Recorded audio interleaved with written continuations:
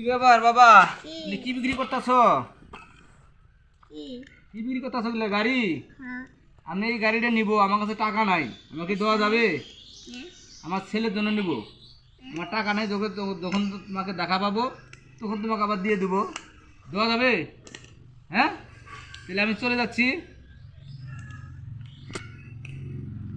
না বাবা, আমি দেখলাম তোমার মনটা অনেক বড়, অনেক খুশি হলাম বাবা। তুমি বড় হও আরো, হ্যাঁ, তুমি বড় হয়ে মানুষের এরকম পাশে থাকবা, মানুষের কাছে কেউ কিছু চাইলে গেলা না করবা না, হ্যাঁ? না কি খারাপ করলাম?